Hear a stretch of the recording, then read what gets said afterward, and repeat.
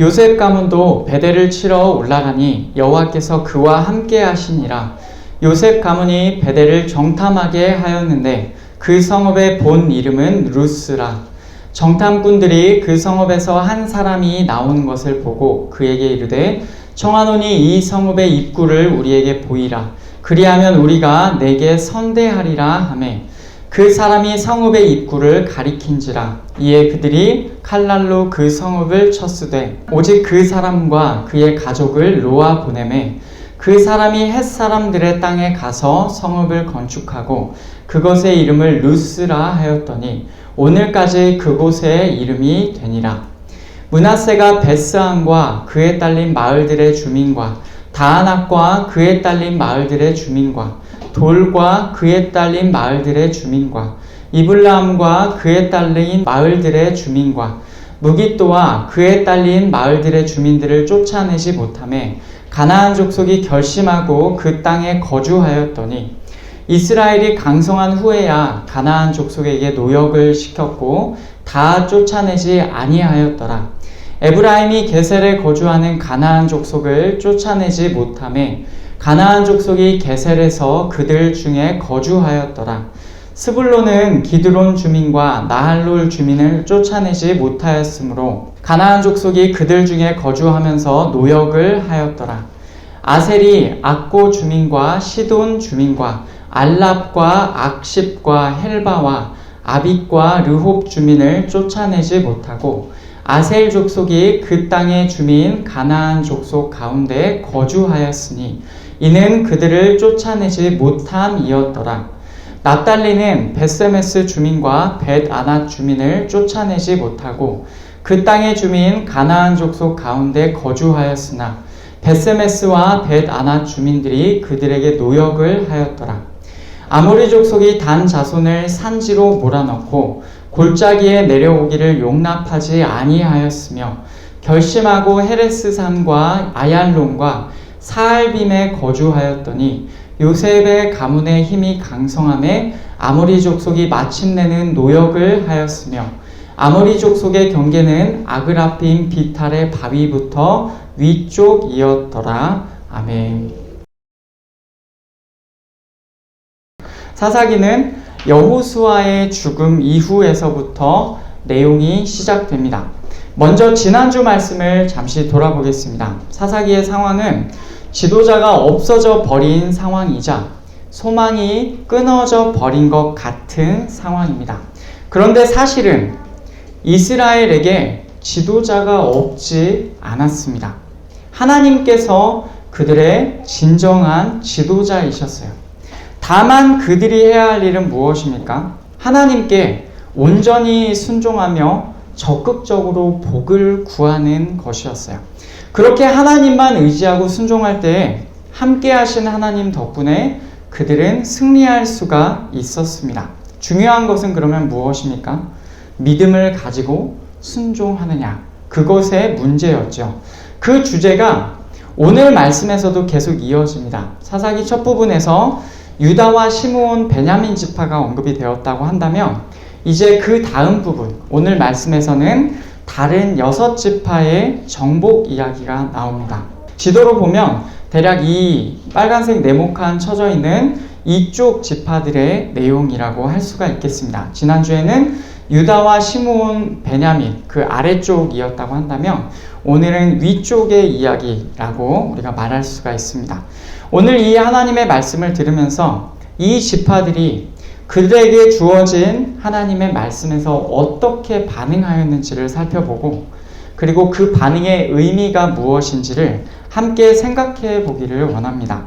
맨 처음에 나오는 내용은 요셉 가문, 직역하면 요셉의 집에 관한 내용입니다. 에브라임 지파와 므낫세 지파를 말하죠. 요셉의 집은 베델로 올라가는데 하나님께서 그와 함께 하셨습니다. 앞에서 나온 것처럼 유다와 함께 계셨다 하는 것과 마찬가지예요. 여호와께서 유다와 함께 계셨으므로. 그리고 오늘 말씀 22절에서 요셉 가문도 베델을 치러 올라가니 여호와께서 그와 함께 하시니라. 아멘. 요셉의 집은 루스라고 불렸던 베델, 그 베델 안에 먼저 정탐을 보냈습니다. 그 정탐꾼들이 성에서 나오는 한 사람을 보았습니다. 그에게 입구를 알려달라고 해요. 아마도 입구가 쉽게 찾기가 어려웠을 것으로 생각이 되죠. 만약에 너가 알려주면 우리가 너에게 선대하겠다 라고 그렇게 말을 합니다. 그러자 그 사람이 입구를 가리킵니다. 그렇게 그들은 베델을 쳐서 얻게 되었어요. 그리고는 약속대로 그 사람과 그 가족을 놓아 보내주었습니다. 이것이 유다의 승리에 이어서 나온 사사기에 나온 두 번째 승리의 기록입니다. 요셉의 집이 베델을 얻었습니다. 그리고 그 과정에서 베델의 한 사람과 언약을 맺었고 그 약속을 이행하였다라고 우리가 그렇게 볼 수가 있습니다. 이제 내용은 계속 다른 지파들의 내용으로 이어집니다. 27, 28절을 보면 같은 요셉의 집이긴 한데 므낫세 지파가 나옵니다. 27절을 보면 므낫세가 이곳저곳 계속해서 언급되면서 그 마을들의 주민들을 쫓아내지 못했다라고 합니다. 가나안 족속은 어떻게 합니까? 결심하고 그 땅에 거주하였다고 해요. 여기서 나오는 지명들을 보면은 벳스안, 다아낙, 돌, 이블르함, 무깃도 이렇게 나옵니다. 그리고 그 인근의 주민들을 쫓아내지 못했다라고 하죠. 그러자 가나안 족속은 결심하고 그 땅에 거주하였습니다. 시간이 흘러요. 이스라엘이 힘이 강하여졌을 때가 되자 그제야 가나안 족속에게 노역을 시켰고, 노역을 시켰다는 말은 어떤 의미냐면 그때도 다 쫓아내지 않았다라는 그런 말입니다. 29절을 보면 같은 요셉의 집인 에브라임 지파가 나옵니다. 에브라임이 게셀에 거주하는 가나안 족속을 쫓아내지 못했다라고 해요. 가나안 족속은 게셀에서 그들 중에 거주하였다라고 되어 있습니다. 지도로 보면은 가운데에 므낫세가 있고 그 네모칸 쳐진 가운데에 므낫세 지파고 그 아래 에브라임이 있습니다. 에브라임 쪽에 보시면 아까 처음에 나왔던 베델이 있고 또 그 왼쪽을 보면 게셀이 있습니다. 지금 에브라임 지파가 게셀 얘기가 나왔죠. 그리고 그 위쪽에 보면은 맨 위쪽 왼쪽 위부터 돌이 나오고 무깃도가 나오고 그 옆에는 이블르함이 나옵니다. 오늘 말씀에 나오는 지명들을 최대한 검색해서 그 위치가 특정되는 대로 제가 다 표기를 한 것입니다. 여러분 여기를 보면은 므낫세 지파와 에브라임 지파 땅 안에서 곳곳에서 가나안 족속을 쫓아내지 못했다라고 여러분이 그렇게 이해하시면 되겠습니다. 30절을 보면 스불론 지파가 나오는데 스불론 지파는 이 지도에서 보면 므낫세 지파보다도 더 위에 있습니다. 맨 위쪽에 스불론이라고 되어 있는 그쪽입니다. 30절을 보면 스불론은 기드론 주민과 나할롤 주민을 쫓아내지 못하였으므로 가나안 족속이 그들 중에 거주하면서 노역을 하였더라. 아멘. 스불론은 기드론 주민, 나할롤 주민을 쫓아내지 못했어요. 마찬가지입니다. 가나안 족속은 그래서 그들 중에 거주하였고 노역을 하였습니다. 여러분 여기까지가 므낫세, 에브라임, 스불론 지파의 이야기예요. 이 내용을 정리해 볼까요? 이들은 각각 자기들에게 주어진 땅에서 가나안 족속을 쫓아내지 못하였어요. 결국 가나안 족속이 그 땅 안에 혹은 이스라엘 지파들 가운데에 거주하였습니다. 또 어떤 지파들은 가나안 족속보다 강해서 그들에게 노역을 시키기도 하였습니다. 그러나 결과적으로는 가나안 족속을 쫓아내는데 모두가 다 실패하였습니다. 므낫세, 에브라임, 스불론 다 실패하였어요. 자, 내용은 계속 이어집니다. 제가 왜 이렇게까지 구체적으로 지파들이 어떠한지, 지도가 또 어디 쪽에 나와 있는지를 언급하냐면 오늘 말씀에 나오는 기록 안에서도 구별되는 점이 있기 때문에 그렇습니다.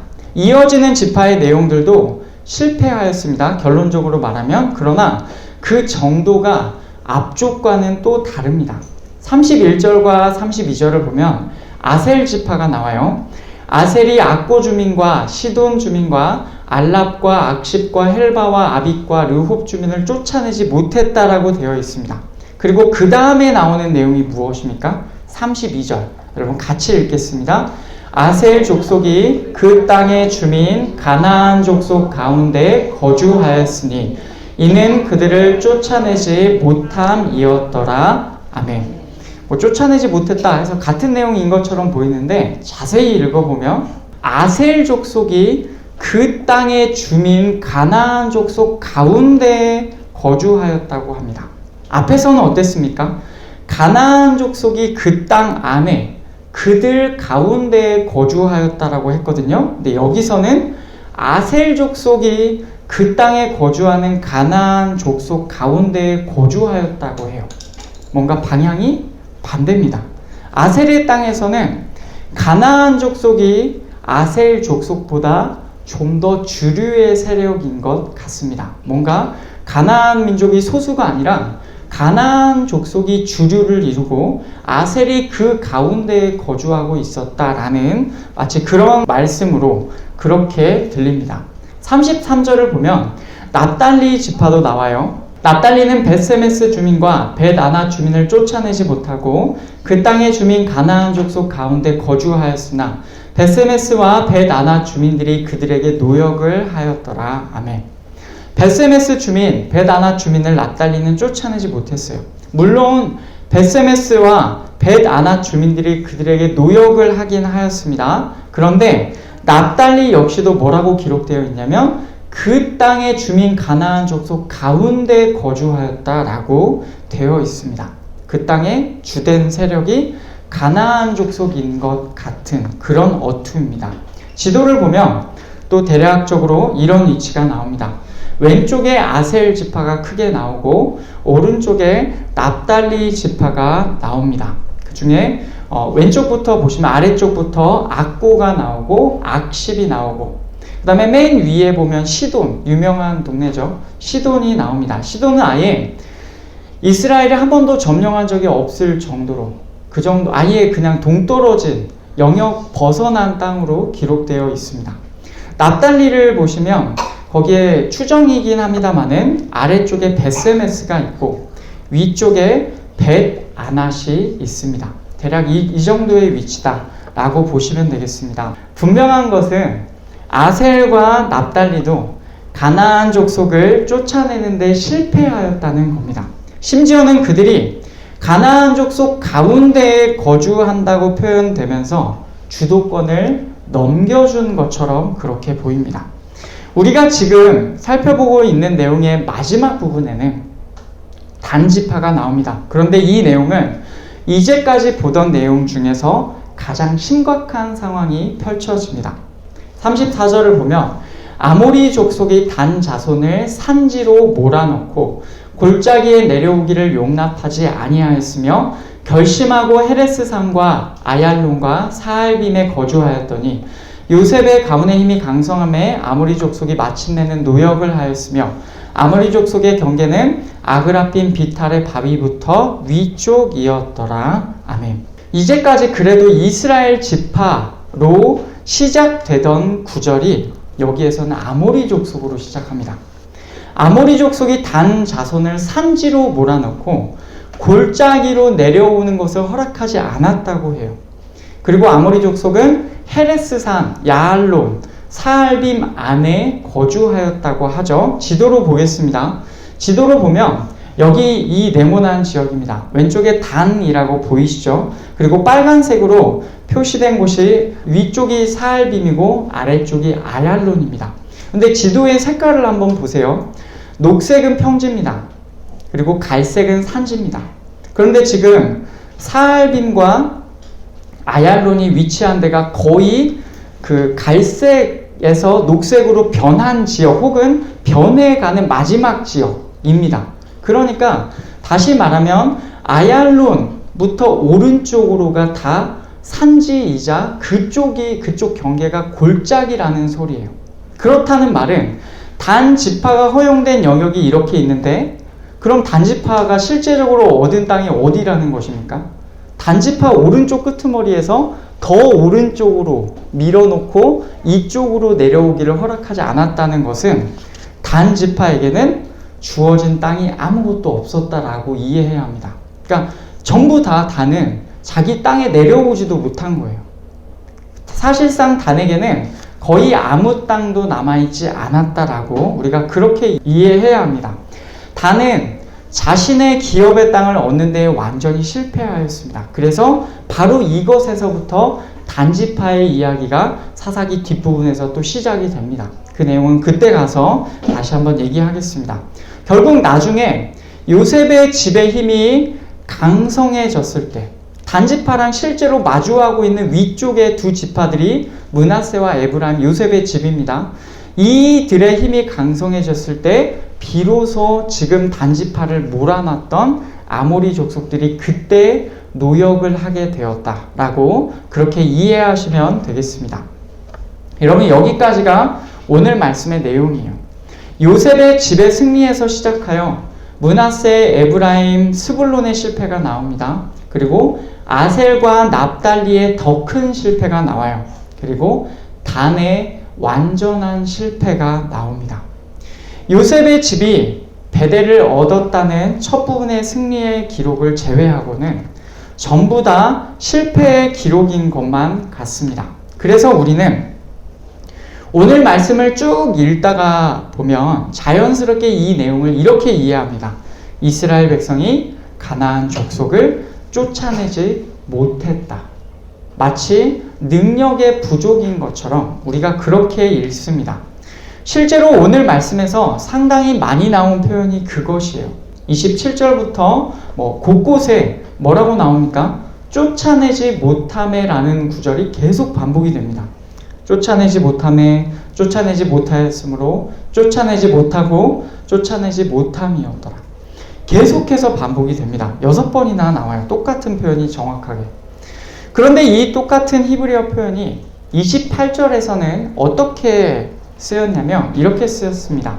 이스라엘이 강성한 후에야 가나안 족속에게 노역을 시켰고 다 쫓아내지 아니하였더라. 아멘. 가나안 족속을 다 쫓아내지 않았다. 앞에서는 어땠습니까? 능력이 안 되어서 가나안 족속을 쫓아내지 못했다라는 의미였다면 28절 방금 읽은 구절에서는 능력이 돼서 노역을 시킬 정도로 능력은 되었지만 쫓아내지는 않았다라는 것으로 보입니다. 하지만 30절과 33절을 보겠습니다. 30절과 33절에서는 똑같이 쫓아내지 못하였으므로 라고 되어 있었지만 노역을 시켰다는 내용은 또 나옵니다.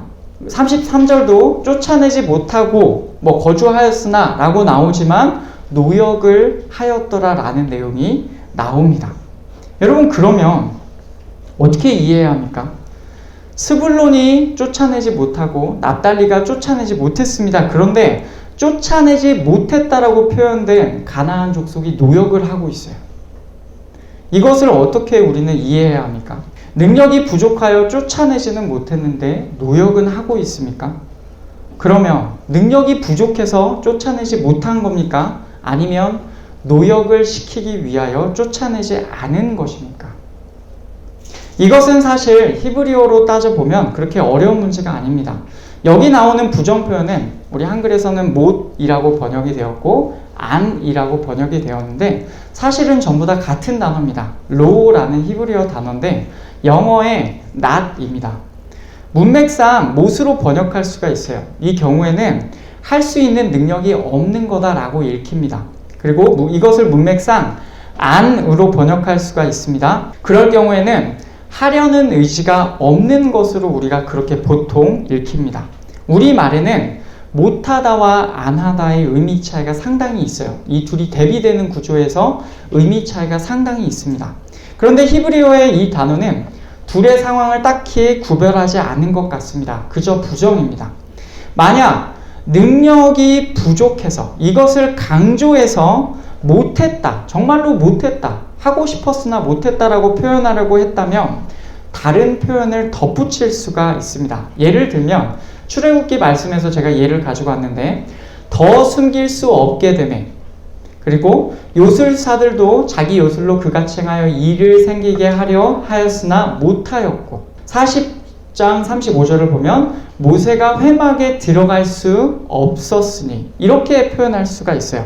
영어의 can처럼 뭐 할 수 있다라는 표현을 덧붙여서 할 수가 없었다라고 표현하는 겁니다. 모세의 어머니가 숨길 수가 없었다. 요술사들이 할 수가 없었다. 모세가 들어갈 수가 없었다라고 표현할 수가 있는 거예요. 그런데 오늘 표현에서는 어떻습니까? 그저 아니다 라는 그런 부정 표현만 들어가 있어요. 그래서 만약에 오늘 말씀을 쫓아내지 못했다라고 봐버린다면 이미 한 방향으로의 해석이 들어간 거다라고 우리가 그렇게 생각할 수가 있어요. 사실 우리말 안 하다 역시도 두 가지 뜻으로 보통 볼 수가 있어요. 정말로 의지가 없어서 안 하다라는 뜻으로도 쓰이고, 의지랑 상관없이 중립적인 부정의 상황을 나타낼 때도 쓰입니다. 나는 잠을 안 잤다. 이 말은 어떤 말입니까? 나는 자고 싶지가 않았다 라는 말이기도 하고, 나는 그냥 잠을 안 잤다. 설명 없이 그냥 나는 잠을 안 잤다 라는 그런 말이기도 합니다. 그래서 이렇게 두 가지 가능성을 놓고 볼 때 어쩌면 그 히브리어의 단어를 우리 오늘 말씀에 나오는 쫓아내지 못했다라는 말을 그저 쫓아내지 않았다라고 하는 것이 더 정확할 것 같아요. 그냥 중립적인 상황 그 자체로 해석할 여지를 두는 것으로 충분히 이해가 될 수가 있습니다. 그러면 어떻게 됩니까? 이유야 어쨌든지 이스라엘 백성은 그 땅에서 가나안 족속을 온전히 쫓아내지 않은 것입니다. 그러면 우리가 질문해야겠죠. 이스라엘 백성이 가나안 족속을 왜 쫓아내지 않았을까요? 단순하게 문법적으로 보면 두 가지 가능성이 있어요. 뜻하는 바가 있어서 일부러 안 쫓아냈다. 혹은 그냥 쫓아내지 않은 것을 단순하게 표현하였다. 이렇게 볼 수가 있습니다. 여러분 어느 쪽인 것 같으십니까? 둘 다 가능하겠지만 저는 첫 번째 쪽이 좀 더 가깝다라고 봅니다. 이스라엘 백성이 가나안 백성을 왜 쫓아내지 않았습니까? 제가 대답을 해야 되겠죠. 물론 단 지파처럼 정말로 아모리 족속이 강해서 못 쫓아내는 경우도 있습니다.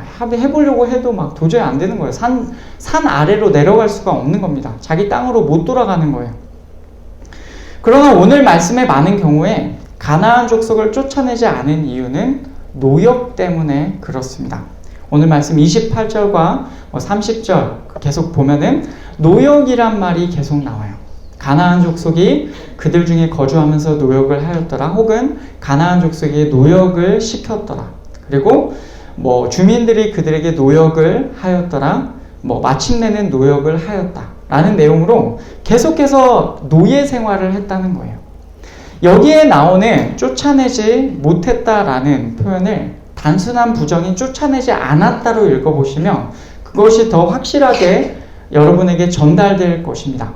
33절을 볼까요? 그렇게 납달리는 벳세메스 주민과 벳아나 주민을 쫓아내지 않았고 그 땅의 주민 가나안 족속 가운데 거주하였으나 벳세메스와 벳아나 주민들이 그들에게 노역을 하였더라. 내용이 상당히 다르게 읽힙니다. 결국 가나안 족속을 다 쫓아내지 않았던 이유는 그들을 노예로 부리기 위함이었어요. 노예가 있으면 생활이 얼마나 윤택하겠어요. 우리 맞벌이 부부들이 일을 하기 위해서 그 아이 등하원 도우미를 쓰는 경우가 많은데 그런 경우만 돼도 얼마나 애를 놓고 가기가 편합니까? 근데 아예 우리 집에 노예가 있어요. 그러면 얼마나 생활이 더 편해지겠습니까? 여러분 그런데 이렇게 노예로 부리는 것이 문제가 되는 이유는 하나님의 명령에 어긋나기 때문에 그렇습니다. 신명기 7장에서 하나님께서 말씀하시는 내용이 있었는데 우리 같이 읽겠습니다. 내 하나님 여호와께서 너를 인도하사 내가 가서 차지할 땅으로 들이시고 내 앞에서 여러 민족 헷 족속과 기르가스 족속과 아모리 족속과 가나안 족속과 브리스 족속과 히위 족속과 여부스 족속 곧 너보다 많고 힘이 센 7 족속을 쫓아내실 때 내 하나님 여호와께서 그들을 내게 넘겨 내게 치게 하시리니 그때 너는 그들을 진멸할 것이라. 그들과 어떤 언약도 하지 말 것이요 그들을 불쌍히 여기지도 말 것이며. 아멘. 하나님께서 인도하셔서 그 땅으로 들이실 때 그 땅에 있는 7족속, 너보다 많고 힘이 강하대요. 그러나 그들을 하나님께서 넘겨주시니까 너희는 그들을 진멸하라고 하셨습니다. 진멸하라라는 뜻은 온전히 바치다라는 뜻입니다. 온전히 바치다라는 뜻은 뭐냐? 남김없이 다 죽이라는 말입니다. 또한 그 땅의 족속과 언약도 하지 말고 그들을 불쌍히 여기지도 말라고 하셨어요. 그러나 이스라엘 백성은 어떻게 합니까? 하나님의 말씀을 따르지 않습니다. 그들을 남겨놓고 노예로 부립니다. 타협하였고 결과적으로 불순종한 것입니다. 게다가 승리를 거두었던 요셉의 집도요, 사실 그 내용을 뜯어보면은 하나님의 말씀에 따르지 않았습니다. 베델로 올라갔을 때 거기서 나오는 한 사람과 뭐 했습니까? 약속했어요. 입구 알려주면 내가 너에게 선대하겠다. 그런데 하나님의 말씀에는 그들과 어떤 언약도 하지 말라고 하셨거든요. 심지어 승리를 거둔 요셉의 집조차도 더 높은 목표를 위해서 타협하였고 결국 불순종한 것입니다. 그러면 최대한 좋게 보아서 이스라엘 백성이 정말 능력이 없어서 그렇게라도 한 것 아닐까? 어떻게 해서든 그 땅을, 하나님이 주신 땅을 얻어야 하는데 내가 능력이 없으니까 내가 할 수 있는 모든 방법을 동원해서라도 내가 그렇게 해봐야 되겠다. 타협이라도 하자. 라고 혹시 그렇게 우리가 최대한 좋게 봐서 그렇게라도 볼 수가 있죠. 그런데 이건 역시 틀렸어요. 하나님께서 이미 약속해 주셨기 때문입니다. 오늘 우리가 방금 읽은 2절 말씀을 보시면 내 하나님 여호와께서 그들을 내게 넘겨 내게 치게 하시리니 라고 합니다. 하나님께서 넘겨주신다는 거예요. 생각해 보세요. 이스라엘 백성 중에 누가 스스로 능력이 되어서 이제까지 승리한 적이 있었습니까? 아무도 없습니다. 애굽에서 나온 것도, 홍해를 건넌 것도, 광야 40년을 그 많은 사람이 광야에서 먹을 것 없는 데서 40년을 산 것도, 요단강을 건넌 것도, 가나안 정복 전쟁에서 승리한 것도 전부 다 하나님의 능력으로 하나님께서 하신 일입니다.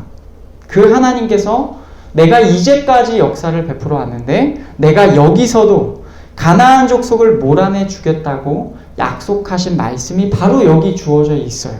그러니 이스라엘 백성이 지금 가나안 백성을 쫓아내지 않은 것은 무엇입니까? 타협이고 불순종입니다. 하나님을 온전히 신뢰하지 않은 것입니다.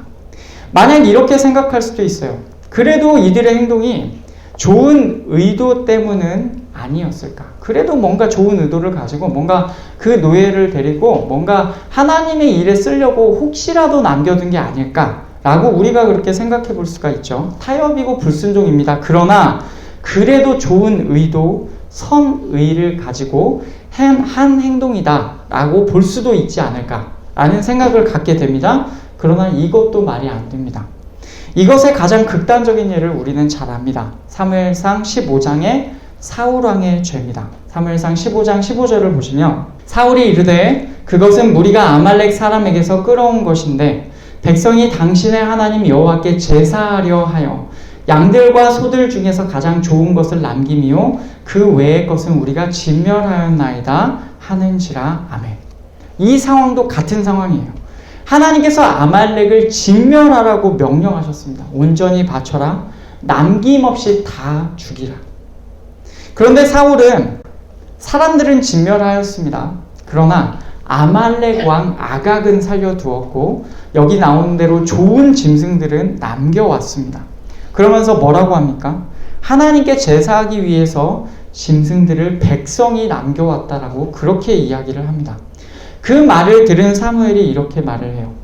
22절, 23절을 보시면 사무엘이 이르되 여호와께서 번제와 다른 제사를 그의 목소리를 청종하는 것을 좋아하심 같이 좋아하시겠나이까? 순종이 제사보다 낫고 듣는 것이 순양의 기름보다 나으니 이는 거역하는 것은 점치는 죄와 같고 완고한 것은 사신 우상에게 절하는 죄와 같음이라.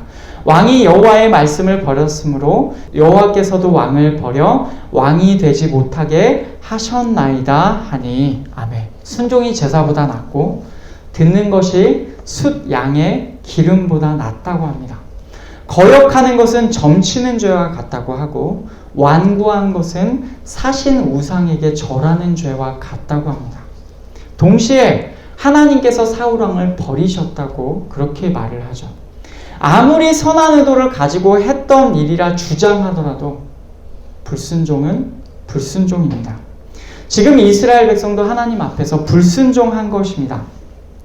만약 그들이 가나안 족속을 노예로 삼아서 하나님의 일을 맡기려고 했다라고 그런 좋은 의도로 최대한 좋게 본다고 하더라도 여러분 이것은 불순종입니다. 만약 요셉의 집이 베델을 치기 위해서 내가 언약을 맺지 말아야 한다는 거 알고 있었지만 입구가 도저히 보이지 않는데 우리는 점령을 해야 되겠고 그래서 어쩔 수 없이 언약을 맺었습니다 라고 주장하더라도 이것은 불순종입니다. 결과적으로 어떻게 됩니까? 하나님 앞에서 불순종한 그들은 전부 다 실패하였습니다. 하나같이 전부 다 가나안 족속을 쫓아내지 않았습니다. 그리고 쫓아내지 못한 것으로도 우리가 볼 수가 있습니다. 오늘 말씀의 뒷부분으로 갈수록 점점 더 그 땅의 주도권을 빼앗기는 것처럼 보이더니 결국에 단 지파의 경우처럼 하나님이 주신 땅에서 아모리 족속이 그들의 땅을 주관하게 되는 일이 벌어집니다. 여러분 그러면 오늘 말씀이 의미하는 바가 무엇입니까? 오늘 말씀이 우리에게 주는 내용이 무엇입니까? 한마디로 요약해보자면 하나님의 일은 끝까지 하나님의 방법대로 해야 한다는 것입니다. 여러분 다시 한번 들어보십시오. 하나님의 일은 끝까지 하나님의 방법대로 해야 한다. 사실 가나안 땅은 이미 하나님께서 이스라엘 백성에게 넘겨주신 땅이에요. 여호수아가 죽기 전에도 이렇게 말했습니다.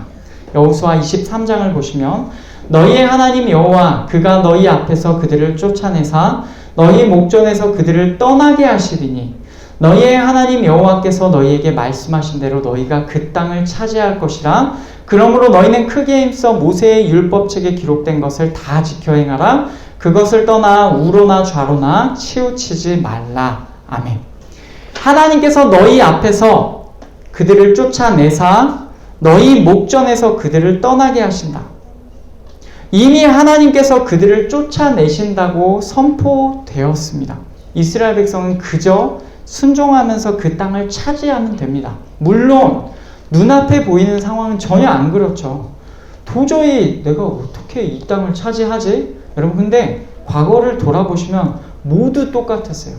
애굽에서 나올 때도 홍해를 건널 때도 광야 40년을 살 때도 요단강을 건널 때도 여러분 그 내용 가운데 또 그 전에 가나안 정복을 할 때도 모든 경우가 어려웠어요. 그런데 그 모든 경우에서 하나님의 명령에 순종해서 가니까 다 승리했던 거예요. 눈앞에 보이는 상황이 거대해 보이죠.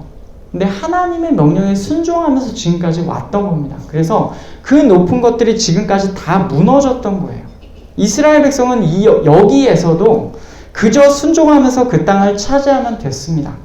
여호수아도 모세의 율법책에 기록된 것을 다 지켜 행하라. 순종을 강조하고 있습니다. 그러나 이스라엘 백성은 하나님의 명령에 순종하는 것에 실패하였습니다. 만약 그들이 끝까지 하나님의 방법대로 나아갔다면, 그래서 끝까지 순종했다면 그들은 승리하였을 것입니다. 즉, 이스라엘 백성은 불순종하여서 가나안 족속을 쫓아내지 않았고, 불순종한 그들은 결과적으로 가나안 족속을 쫓아내지 못하게 된 것입니다. 가나안 족속을 쫓아내지 않은 일이 도로 돌아와서 하나님의 명령에 순종하지 않은 일이 도로 돌아와서 결국 이스라엘 백성은 이제 사사기 내내 나오는 어려운 길을 걷게 되는 것이죠. 사랑하는 여러분, 우리는 하나님의 일을 하나님의 방법대로 하십니까? 이거 굉장히 엄중한 질문이에요. 내 생각, 내 판단으로 하나님의 일을 하지는 않습니까? 때로는 타협을 통해서라도, 때로는 불순종을 해서라도 일이 되게끔 하는 것이 우리의 목표가 아닙니까? 보통 우리가 일반적인 우리의 일을 할 때 보통 그런 식으로들 많이 합니다. 뭐 일이 안 되면 일이 되게끔 하기 위해서 어떻게든 어떤 방법을 동원해서 합니다. 그런데 이것을 교회에서도 또 우리에게 주어진 하나님의 일에서도 우리가 그렇게 한다는 것이 문제라는 거예요. 교회에서도 마찬가지예요. 이것이 하나님의 일이다라고 말은 하면서 이 일이 되게 하기 위해서 하나님의 방법이 아닌 것을 가져옵니다. 상당히 많은 경우에 그렇습니다. 교회가 커질수록 더 그렇습니다. 당장에는 일이 될지 몰라요. 근데 그 끝은 결국 실패입니다. 성경에서 말하고 있어요.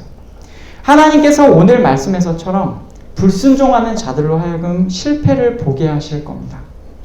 아무리 하나님의 일이라도, 아무리 주의 일이라도 그것을 하나님의 방법대로 하지 않으면 오늘 말씀의 상황이 일어나요. 생각해 보십시오. 가나안 정복 하나님의 약속이었고 하나님의 명령하신 일이었습니다. 가서 정복하라는 겁니다. 넘겨주었으니. 이스라엘이 나아가는 것은요, 가나안 족속이 볼 때는 어떤 의미냐면, 저기 이스라엘이 온다를 넘어서서 이스라엘의 신, 하나님이라는 신이 오고 있다, 이런 의미예요.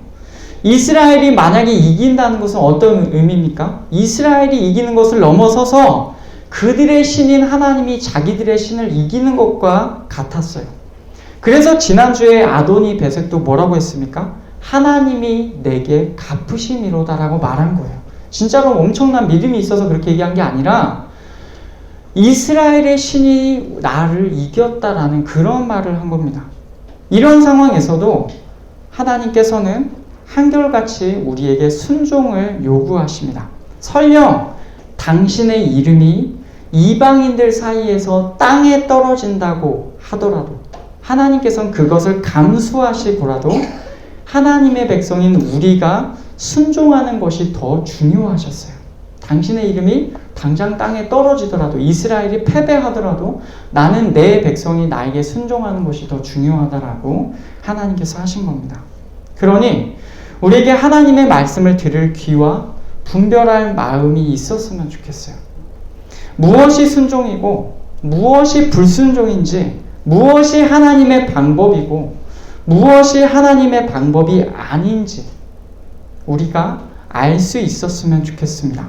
그리고 우리 한걸음교회가 믿음의 여정을 걸어가는 모든 때 하나님의 일을 하나님의 방법대로 해야 된다라는 이 사실을, 분명한 사실을 잊지 않았으면 좋겠습니다. 여러분 생각해 보시죠. 예수님도 하나님의 방법대로 하셨습니다.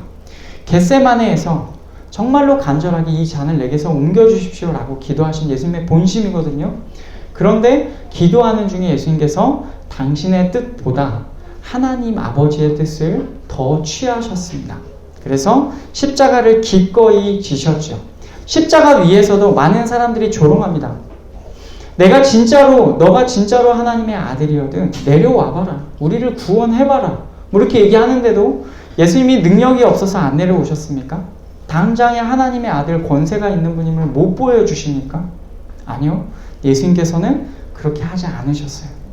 그리고 끝내 하나님의 방법대로 하나님의 길을 걸어가셨고 순종하셨어요. 완전한 복종을 하셨어요. 그러자 나온 결과가 무엇입니까? 이방인 백부장이 예수께서 돌아가신 때에 나타나는 일을 보면서 이방인 백부장이 이는 진실로 하나님의 아들이었도다라고 고백하는 일이 일어났던 것입니다. 하나님의 일을 이렇게 하나님의 방법대로 할 때 반드시 그 자리에서는 하나님이 약속하신 승리가 있다는 것입니다. 그러나 하나님의 방법을 우리의 방법이나 우리의 생각대로 했을 때 거기에는 실패가, 당장에는 어떨지 모르지만 결국에는 실패가 기다리고 있다라는 사실을 여러분 기억하시기를 바랍니다. 말씀을 맺겠습니다.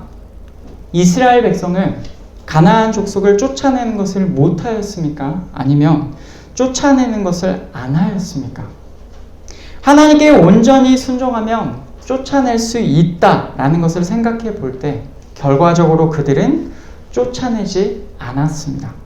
그들은 가나안 족속을 노역으로 부리기도 하였고 그들과 타협하기도 하였습니다. 그렇게 보면 그들은 하나님의 말씀에 순종하는 것을 못하였고 순종하는 것을 하지 않았습니다. 이들을 보면서 우리는 우리에게 맡겨진 하나님의 일에 하나님의 방법으로 임하기를 원합니다. 하나님의 일이 비단 교회에만 국한된 것은 아닐 것입니다. 여러분, 우리는 구원받은 자들입니다. 우리 모두는 하나님의 백성으로 살아야 할 의무가 주어져 있습니다. 우리가 살아가는 인생 길이 곧 하나님께서 우리에게 명령하신 인생 길입니다. 우리가 살아가는 삶의 영역에서도 여러분 하나님의 방법으로 살아가게 되시기를 축복합니다. 이들을 보면서 정말로 우리의 모습을 돌아보기를 원하는데, 하나님의 방법은요, 때로는 어려운 일처럼 보이고 때로는 더딘 것처럼 보입니다. 그렇지만 끝내는 실패하지 않는 길이고 반드시 승리하는 길이다 라는 사실을 여러분 꼭 기억하시기를 바랍니다. 하나님의 방법대로 끝까지 걸어가서 승리를 경험하는 우리 모든 성도들 되시기를 간절히 축복합니다.